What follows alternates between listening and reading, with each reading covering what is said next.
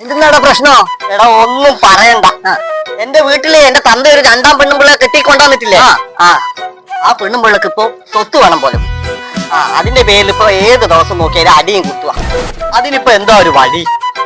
വഴിയുണ്ട്. എന്ത് വഴി? മരിച്ചുപോയ എന്റെ അച്ഛനെ തിരിച്ചു കൊണ്ടുവരണം. അതെ, അങ്ങേര് വീഗാലാൻഡ് ടൂറ് പോയതല്ല, മരിച്ചിട്ട് പോയതാ. അങ്ങേര് എങ്ങനെ കൊണ്ടുവരാന്നാ നീ പറയുന്നത്? ഞാൻ സ്നേഹിച്ച പെണ്ണെ മരിച്ചു പോയിനെ. അപ്പൊ അവളെ കാണാൻ വേണ്ടി ഭയങ്കര ആഗ്രഹം. അപ്പൊ എന്റെ സുഹൃത്ത് പറഞ്ഞ വയ്യായത്. അതെങ്ങനെ? ഞാനിപ്പൊ വരാം. ശരി, പെട്ടെന്ന് വരണേ.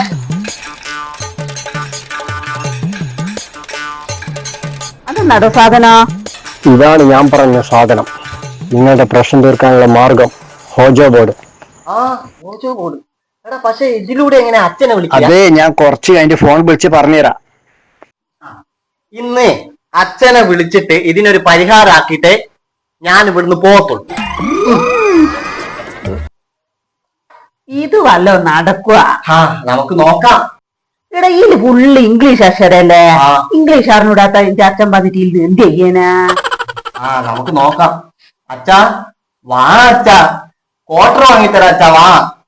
ഒന്നും പറഞ്ഞാൽ എന്റെ അച്ഛൻ വരൂല. പൊരിച്ച മീനും ചോറും ഉണ്ട് എന്ന് പറഞ്ഞാൽ പൊരിച്ച മീനും ചോറും തരാ. വാ അച്ഛാ, വാ വാ വാ വാ.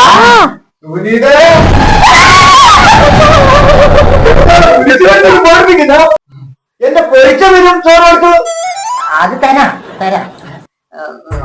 ആദ്യം ഞാൻ സ്വത്തിനൊരു തീരുമാനം ഉണ്ടാക്കിത്ത. എന്ത് തീരുമാനം? എന്നെയാണോ വലുത്, അല്ലെങ്കിൽ രണ്ടാമത് കല്യാണം കഴിച്ച ഈ പെണ്ണുപിള്ളിയാണോ നിങ്ങൾക്ക് വേണ്ടത്? എനിക്ക് രണ്ടാമത് വേണം. എന്നാ പിന്നെ പറ, സ്വത്തിനൊരു നിങ്ങളുടെ തീരുമാനമാക്കി. എനിക്കാണോ അല്ലെങ്കിൽ പെണ്ണുപിള്ളക്കാണോ? രണ്ടാക്കും. ഇതിനൊരു തീരുമാനമാക്കിയേ പറ്റൂ, അല്ലാതെ എനിക്ക് വീട്ടിൽ നിന്ന് എനിക്ക് സ്വപ്നം വരുന്നില്ല. ഇതിനാണ് നിങ്ങൾ വിളിച്ചു വരുത്തല്ലേ?